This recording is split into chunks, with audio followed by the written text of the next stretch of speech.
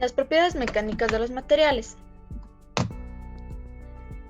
El concepto de las propiedades mecánicas de los materiales es el comportamiento que describe un material ante una fuerza aplicada sobre él. El objetivo de las propiedades mecánicas es saber qué material se debe usar para una aplicación dada o las necesidades que se tenga.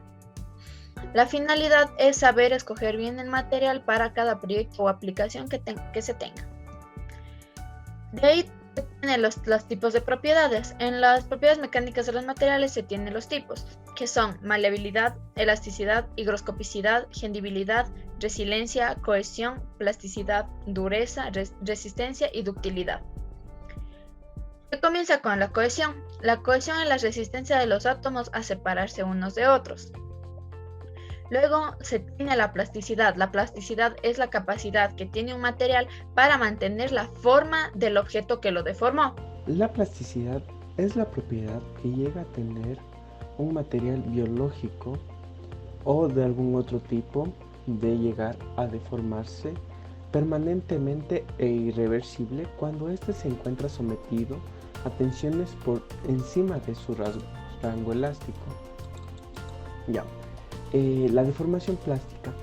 Se habla de una deformación plástica cuando un esfuerzo aplicado a un material es tal que al retirar el esfuerzo del material ya no es capaz de volver a su forma original.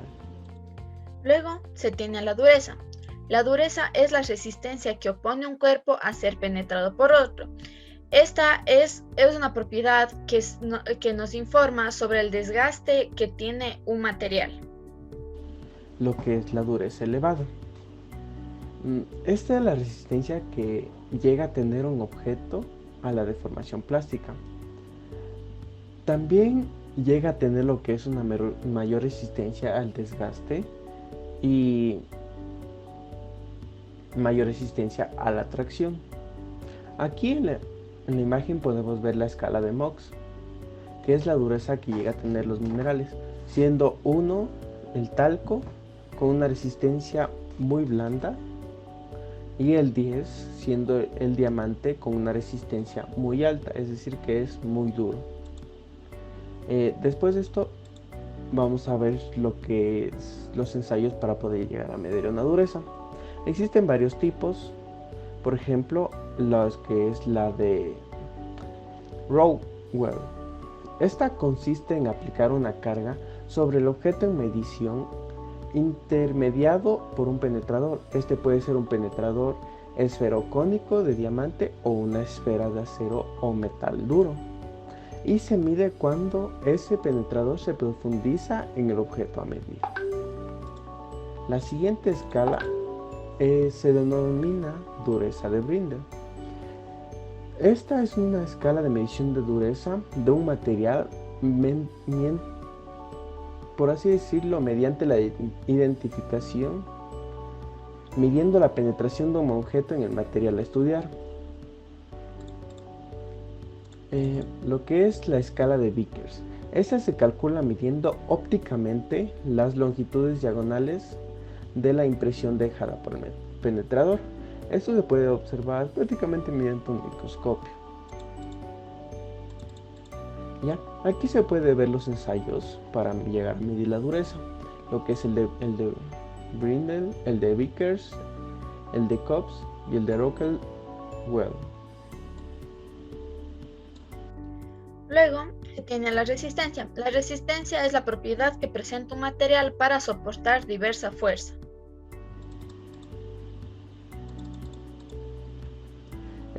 Lo que es aquí también se muestra lo que es una tabla de las resistencias de los diferentes materiales. Luego se tiene la ductibilidad. La ductibilidad es aquella propiedad que puede ser estirada y conformada por hilos finos o alambre. La deformación plástica. Esta se produce en cambios en la estructura interna de un material y este no se puede llegar a recuperar una vez se quita la carga, es decir que la deformación queda permanente. Y ahí podemos ver las fórmulas y de la reducción de área que existe. ¿ya? Luego se tiene a la maleabilidad. La maleabilidad se refiere a la capacidad de un material para estar conformado por láminas delgadas sin romperse. Lo que es en la maleabilidad, existe muchas ventajas de lo que son los materiales maleables. Uno de ellos es que no se puede llegar a oxidar fácilmente. Por ejemplo, los siguientes materiales, que es el aluminio, el cobre, el estaño, entre otros. Luego se tiene a la elasticidad. La elasticidad es la propiedad que tiene un material para recuperar la forma original después de haber sido sometido a una fuerza. En lo que corresponde a la elasticidad, está relacionado con la rigidez del material y con la fuerza de ligaciones interatómicas, como podemos ver en la imagen. Asimismo, hay tres formas principales en las cuales podemos aplicar cargas: tensión, compresión y selladura, siendo estas las que podemos ver en la parte superior de estos gráficos. Además, en ingeniería muchas cargas son torsionales en lugar de solo selladura, como está representado en la parte inferior. En la parte de comportamiento elástico se cumple lo que sería la ley de Hooke. Robert Hooke encontró que una fuerza que actúa sobre el resorte produce un alargamiento o elongación que es directamente proporcional a la magnitud de la fuerza, lo que está expresado en su fórmula. Aquí el signo es menos porque la fuerza es en oposición a la deformación. Asimismo, la constante de la proporcionalidad K varía mucho de acuerdo con el tipo de material y recibe el nombre de constante del resorte o coeficiente de rigidez, siendo sus unidades newton sobre metro. Cuando una pieza se somete a una fuerza de tensión uniaxial, se produce una deformación del material. Si el material vuelve a sus dimensiones originales cuando la fuerza cesa, se dice que el material ha sufrido una deformación elástica. Aquí el número de deformaciones en un material es limitado, ya que aquí los átomos del material son desplazados de su posición original, pero no hasta el extremo de que tome nuevas posiciones fijas. Así vuelva a su forma original. Asimismo podemos encontrar lo que correspondería al esfuerzo, el cual con su símbolo S en la barra es igual al cociente entre la fuerza de tensión uniaxial media y la sección transversal original de la barra, como se ve en su fórmula, siendo sus unidades newton sobre metro. Por otro lado, por definición, la deformación unitaria originada por la acción de una fuerza de tensión uniaxial sobre una muestra metálica es el cociente entre el cambio de longitud de la muestra en la dirección de la fuerza y la longitud original, como podemos ver en su fórmula. Es así que esta deformación es una magnitud adimensional, llevándonos a que en la práctica sea común convertir la deformación unitaria en un porcentaje de deformación o porcentaje de elongación, siendo esta otra forma de llamarlo. El módulo elástico es conocido como el módulo de Young, y está expresado de acuerdo a la fórmula que podemos ver, y siendo sus unidades newton sobre metro. El mismo tiene tres factores que lo afectan: la temperatura, la porosidad y la humedad. Son inversamente proporcionales, por lo que si estas aumentan, el módulo de elasticidad disminuye y viceversa. Otro módulo importante es el cociente del esfuerzo cortante y la deformación por cortante, conocido como módulo de elasticidad acortante o módulo de rigidez. Se denota por G y es una propiedad del material y se relaciona con el módulo de tensión y el coeficiente de Poisson. Y sus fórmulas son las que se observan en la parte inferior. Lo que es el material elástico lineal. Ya. Este ocurre en la mayoría de los materiales y se puede ver un ejemplo en la siguiente imagen. De ahí los que siguen son los elásticos no lineales. Este puede ser lo que es el hormigón y mucha clase de polímeros. También podemos ver lo que es el módulo de tangente y el módulo de secante. Ya. El módulo de tangente es la verificación de tensión de los límites. Y el módulo de secante es la verificación de la deformación en servicio. Ya. Lo que es el coeficiente de Poisson. Esta es una constante elástica que proporciona una medida del estrechamiento de sección de un prisma de material elástico lineal e isótropo cuando se estira longitudinalmente y se adelgaza en las direcciones perpendiculares a las del estiramiento. El ensayo de tensión se utiliza para evaluar varias propiedades mecánicas de los materiales que son importantes en el diseño, dentro de las cuales se destaca la resistencia, en particular de metales y aleaciones. En este ensayo la muestra se deforma usualmente hasta la fractura, incrementando gradualmente una tensión que se aplica uniaxialmente a lo largo del eje longitudinal de la muestra. Las muestras normalmente tienen sección transversal circular, aunque también se usan especímenes rectangulares. La deformación. Durante la tensión se concentra en la región central más estrecha, la cual tiene una sección transversal uniforme a lo largo de su longitud. La muestra se sostiene por sus extremos en la máquina por medio de soportes o mordazas que a su vez someten la muestra a tensión a una velocidad constante. La máquina al mismo tiempo mide la carga aplicada instantáneamente y a la elongación resultante, usando un extensómetro.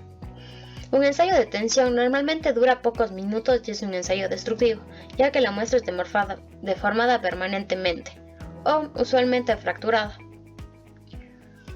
Sobre un papel de registro, se consignan los datos de la fuerza o la carga aplicada a la muestra que está situada ensayada, así como la deformación que se puede obtener a partir de la señal de un extensómetro.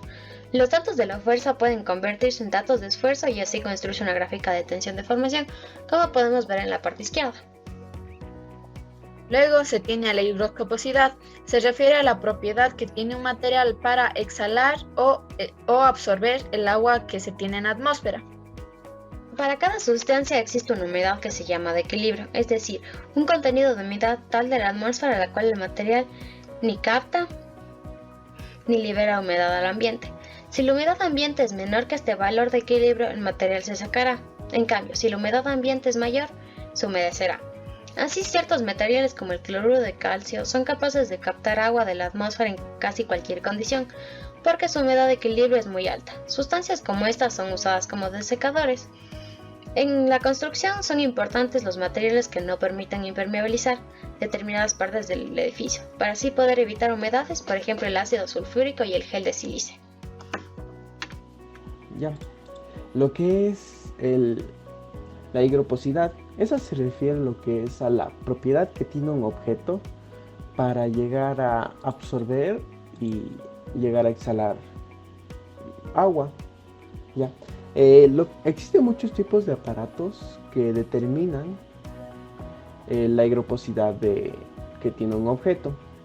Por ejemplo, el que se muestra en la imagen es para poder medir la higroposidad de los fertilizantes. Luego se tiene a la gendibilidad. La gendibilidad es la propiedad que tiene un material para partirse en el sentido de fibras o láminas. Esta cualidad interesa cuando se trata de hacer leña, en cambio es perjudicial cuando se unen piezas por clavos o tornillos. Algunos ejemplos de la misma son el castaño, el alce y el abeto. Y por último se tiene la resiliencia. La resiliencia es la capacidad de oponer resistencia por la destrucción o carga. En esta gráfica se puede ver que la clasificación de los materiales es en función de la ductilidad.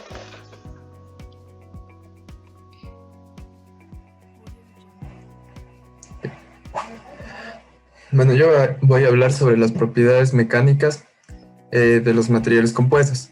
En este caso, las fibras pueden estar colocadas de manera aleatoria en el material, pero es posible colocarlas de una manera en que estén orientadas en una dirección en la que se espera que tengan una mayor tensión, la que soporten una mayor tensión. Este método se usa normalmente en la fibra de vidrio y es muy usado en el mercado.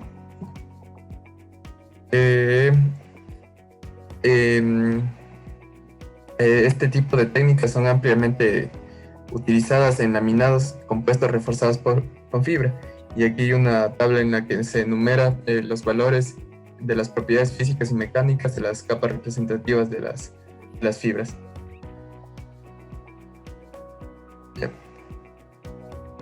La anisotropía.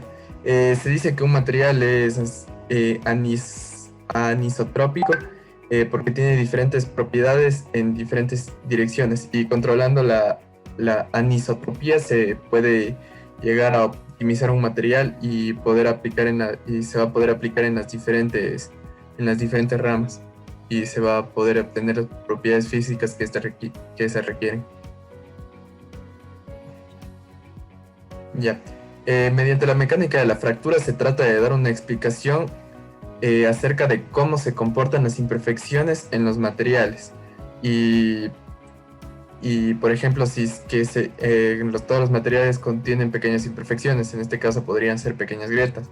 Y si es que se logra estudiar la naturaleza de estas grietas, se podrá conocer el esfuerzo máximo que un material puede soportar. La mecánica de la fractura.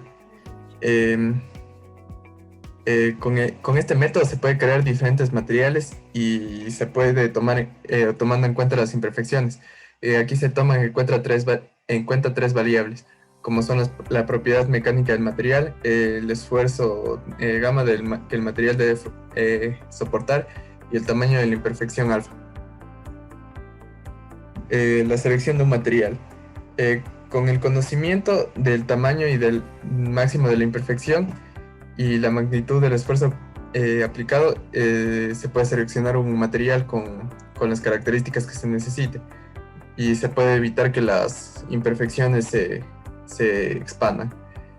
Aquí hay un gráfico en el que se detalla la tenacidad y los diferentes dominios. Se puede lograr calcular el esfuerzo máximo que este componente puede llegar a soportar mediante el conocimiento de las anteriores de los anteriores parámetros. Ya. El diseño de un método de fabricación o prueba. Estas son unas variables para poder diseñar el material y son estas. Si el material ha sido seleccionado, se conoce el esfuerzo aplicado y se ha determinado el tamaño del componente. Se podrá calcular también el tamaño máximo de la imperfección tolerable, es decir, que se va a poder calcular el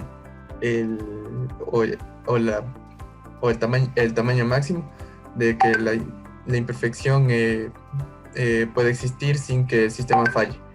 Y si es que se realiza una prueba no destructiva que asegure la seguridad del material. Eso es lo que se necesita tomar en cuenta para crear el material. Porque si es que se hace una prueba destructiva, el material ya no va a poder ser utilizado. ¿Ya? El método convencional más antiguo para hacer una prueba no destructiva de un material, para medir su resistencia, por supuesto, en aplicaciones reales a la fatiga, es la prueba con viga rotatoria en voladizo. En este caso consiste en que un extremo de un espécimen maquinado cilíndrico se monta en una prensa de sujeción accionada por motor y se suspende un peso al extremo opuesto. La probeta tiene inicialmente una fuerza de tensión que actúa sobre la superficie superior, mientras que la superficie inferior está comprimida. Después que la probeta gira media revolución, las localizaciones que están originalmente en tensión y compresión ahora estarán en compresión y tensión respectivamente. El esfuerzo en cualquier punto pasa por un ciclo senoidal completo en esta prueba de fatiga. Y en este gráfico se tiene gráficamente lo que sucede en este. Tras todo lo expuesto, es evidente que cada material es categorizado en su determinada área debido a sus propiedades físicas y mecánicas, siendo este un mecanismo rápido para poder saber qué módulos o leyes se deben usar y así de esta manera evitar perder el tiempo haciendo pruebas innecesarias que no corresponderían. Como pioner personal, para mí es sorprendente poder darse cuenta de que uno es capaz de identificar los materiales y saber sus propiedades por aprendizaje significativo. Sin embargo, al mismo tiempo, uno puede darse cuenta de que es un aprendizaje implícito, ya que relacionamos la información con que ya poseemos, pero no éramos conscientes sobre qué sabíamos. Porque antes de elaborar este trabajo ya conocíamos todo esto, pero nunca lo relacionamos hasta que lo tuvimos enfrente.